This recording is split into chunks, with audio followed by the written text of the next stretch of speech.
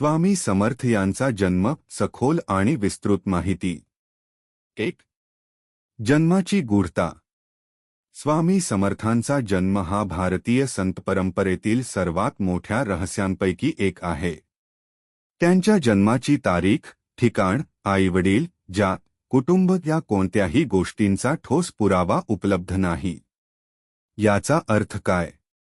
सामान्य माणूस शरीर म्हणून जन्म घेतो, पण संत तत्व म्हणून प्रकट होतात. स्वामी समर्थांचा जन्म नोंदलेला नाही कारण ते कोणत्याही एका कुटुंबाशी किंवा समाजाशी मर्यादित नव्हते.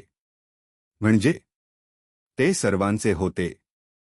त्यांचा जन्म हा भौतिक नसून आध्यात्मिक घटना होती. 2. नृसिंह सरस्वती यांच्याशी संबंध.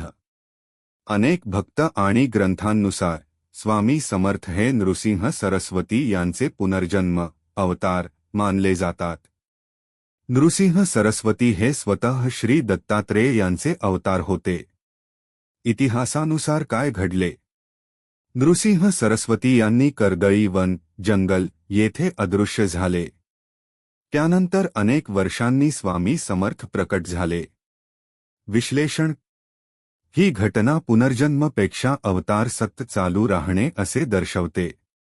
म्हणजेच एकच दैवी शक्ती वेगवेगळ्या काळात वेगवेगळ्या रूपात प्रकट होते. 3. कर्दळी वनातून प्रकट होणे. काही परंपरांनुसार स्वामी समर्थ कर्दळी वनातून प्रकट झाले. कर्दळी वन म्हणजे काय? हे एक घनदाट, रहस्यमय आणि तपश्चर्येसाठी प्रसिद्ध जंगल होते. विश्लेषण. जंगल म्हणजे एकांत, ध्यान, आत्मसाक्षात्कार. 4. वय आणि काय. स्वामी समर्थांचे वय कोणालाही माहीत नव्हते. काही लोक म्हणतात ते 300 वर्षांचे होते. काही म्हणतात 500 वर्षांचे. विश्लेषण.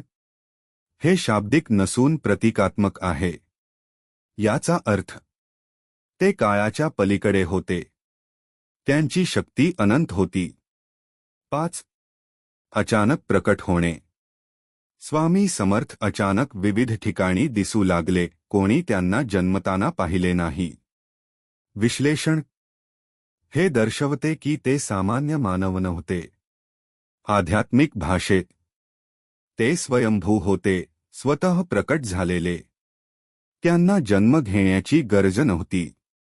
याचा अर्थ असा की स्वामी समर्थांनी दीर्घकाळ तपश्चर्या करून स्वतःला सिद्ध केले आणि नंतर लोकांसाठी प्रकट झाले. 6. अवतार संकल्पना. हिंदू धर्मात जेव्हा धर्म कमी होतो तेव्हा देव अवतार घेतो. स्वामी समर्थ याच परंपरेचा भाग मानले जातात. विश्लेषण.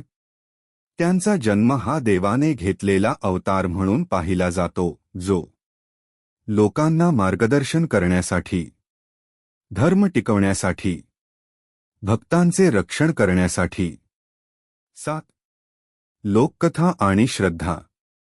अनेक भक्तांच्या कथा सांगतात की स्वामी समर्थ वेगवेगळ्या ठिकाणी एकाच वेळी दिसायचे. त्यांना भूक, तहान, झोप यांची गरज नव्हती. विश्लेषण. या गोष्टी विज्ञानाने सिद्ध करणे कठीण आहे, पण श्रद्धेच्या दृष्टिकोनातून पाहिल्यास ते दैवी शक्ती होते. त्यांचा जन्म हा अलौकिक होता. 8. जन्माचा खरा अर्थ. सर्वात महत्त्वाचा प्रश्न. स्वामी समर्थांचा जन्म कुठे झाला? याचे आध्यात्मिक उत्तर. जिथे श्रद्धा आहे तिथे स्वामी समर्थ प्रकट होतात. विश्लेषण.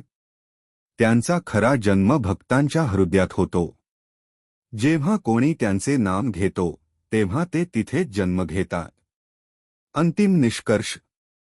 स्वामी समर्थांचा जन्म हा एक घटना नाही, तर एक अनुभव आहे. ते कोणत्याही एका ठिकाणी जन्मले नाहीत. कोणत्याही एका काळात मर्यादित नाहीत. ते अनादी आणि अनंत आहेत. म्हणूनच त्यांचे वचन आजही जिवंत आहे. भिवू नकोस, मी तुझ्या पाठीशी आहे. शेवटचा संदेश. स्वामी समर्थांचा जन्म शोधण्यापेक्षा त्यांचे तत्त्व समजून घेणे जास्त महत्त्वाचे आहे.